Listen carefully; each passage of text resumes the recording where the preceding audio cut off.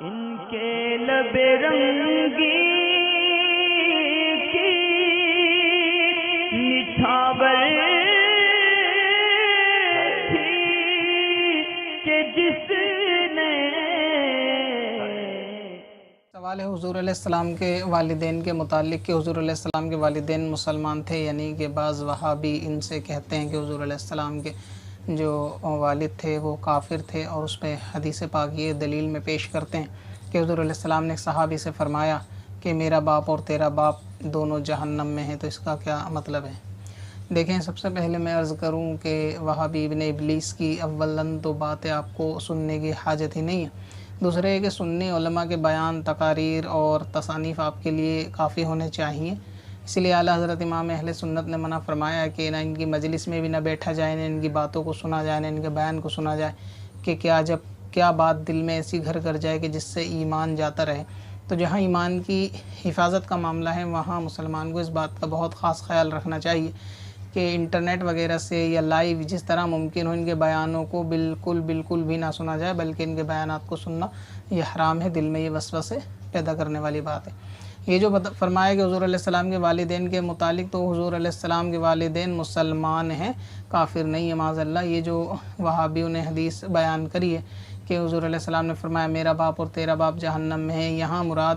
باپ سے چاچا ہیں، یعنی حضرت علی رضی اللہ تعالیٰ عنہ کے والد یہاں مراد ہیں۔ عربی زبان میں کبھی والد چاچا کو بھی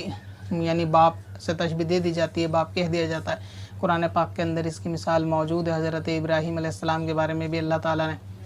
اسی طریقے کا تذکرہ کیا۔ تو یہاں جو مراد حضور علیہ السلام نے فرمایا کہ میرا باپ، یہاں مراد ابو طالب ہے، یعنی حضور علیہ السلام کے چاچا ہیں، والد نہیں، حضور علیہ السلام کے والد مسلمان ہیں۔ ایک غور کرنے کی بات یہ ہے کہ حضور علیہ السلام کے والد کا نام عبداللہ، یعنی اللہ کا بندہ، یعنی اللہ جس کا نام عبداللہ ہے وہ ایمان والا اگر نہیں ہوگا تو پھر بھلا ایمان والا کون ہوگا؟ اور سب سے اہم بات ہے حضور علیہ السلام نے فرمایا کہ میں پاک نسلوں سے منتخب ہوتا آیا، آگے بڑھتا جو ہے آیا پاک نسلوں سے۔ تو اس کا مطلب یہ ہے کہ آدم علیہ السلام سے لے کر حضور علیہ السلام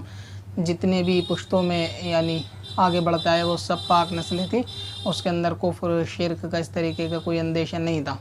اور ایک غور کرنے کا مقام یہ ہے کہ آپ اس بات پر غور فرمائیں کہ خود حضور علیہ السلام جو ساری امت کو بخشوا کر یعنی جنت میں لے کے جائیں گے، جہنم جن لوگوں پر واجب ہو چکی ہوگی ان تک کو، یہاں تک کہ جن کو جہنم میں پھینک دیا گیا ہوگا ان کو دوزخ سے نکال کر، یعنی پھینکے ہوئے کو نکال کر دوزخ سے اور جنت کی طرف ان کو لے کے جائیں گے۔ تو ایسے پیارے مصطفیٰ صلی اللہ تعالیٰ علیہ وسلم کہ جو پوری امت کی بخشش کروائیں، مغفرت کروائیں، پوری امت کو دوزخ سے نکال کر جنت کی طرف لے جائیں، ان کے خود کے والد اگر جہنم میں ہوں گے یعنی مومن نہ ہوں گے، اور تمام جو ہے آخرت کی عمر اگر جہنم میں ہوں گے، تو بھلا یہ تو ایک طریقے سے ان کی ذات کے اوپر عیب ہی سا لگ رہا ہے کہ مطلب جو پوری امت کو بخشوائیں اور والدین کو نہ بخشوائیں، کتنی عجیب بات ہے۔ تو اس لیے یہ گمان کرنا ہی وسوسہ شیطانی ہے کہ حضور علیہ السلام کے والد جو ہے جنت میں یہ نہیں جائیں گے۔ یہ وہابیوں کا مطلب ایک پیشہ ہے، حضور سے متعلق جتنی چیزیں ان سب کی ایک طریقے سے یعنی ڈیگریڈ کرنا، ان کی توہین کرنا، یہ ان کا ایک پیشہ اور خاص ان کا جو ہے نا مقصد ہے۔ تو چاہے حضور کے والد کی بات ہو، اہل بیت کی بات ہو، یا امام حسن حسین کی بات ہو، یا دیگر صحابہ کی بات، جس کا تعلق حضور علیہ السلام سے، ان کی شان کو اکثر گھٹاتے ہی ہیں۔ تو اس لیے آپ کو اس کی ضرورت نہیں ہے کہ آپ وہابیوں کے بیان سنیں کہ کون کیا کہتا ہے، کون کیا نہیں کہتا۔ آپ صرف سنی علماء ہی کے بیان سے انہی کی تصانیف کو پڑھیں اور انہی کی باتوں کو اور یعنی دھیان دیں اور اس کے اوپر عمل کریں۔ پتھر میں حسن لالے پرن